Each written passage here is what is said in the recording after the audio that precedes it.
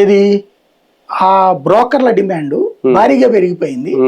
రెండవది అక్కడ ఉన్న ఆ జనం ఆశలు కూడా పెరిగిపోయినాయి. అక్కడ 50 మందికి ఒక గ్రూప్ లీడర్ తయారైపోయాడు.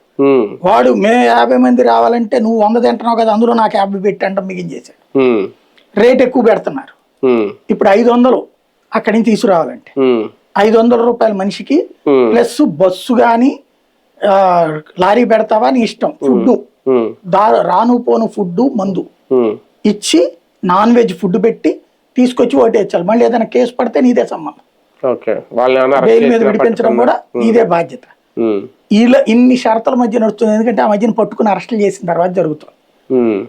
ఇలా జరిగినాయి. ఇప్పుడు అక్కడ ఈ సర్ ప్రక్రియ వల్ల వాళ్ళకి తమిళనాడు ఓటు మస్ట్. కర్ణాటకలో ఉన్నోడు, అనంతపురం ఆ ఏరియాలో ఉన్న వాళ్ళందరూ కర్ణాటక ఓట్లు ఉంటాయి. అటు ఓట్లు మస్ట్. అటు ఉంచుకుని ఇది కూడా వాడుకుంటున్నారు. ఇప్పుడు ఏది ఉంచుకోవాలనుకున్నప్పుడు అది ఉంచుకుంటున్నారు. వీళ్ళు ఇద్దామంటే కాగితము కాగితం తీసుకెళ్ళి ఇద్దామంటే మనిషే లేనప్పుడు ఎవరికి ఇస్తారు? ఒక డోర్ నెంబర్ ఉంటది. ఆ డోర్ నెంబర్ లో వీళ్ళు అడిగితే ఇట్లా దొంగ ఓటు అనరు, ఖాళీ చేసి వెళ్ళిపోయారు ఇప్పుడు అంటారు.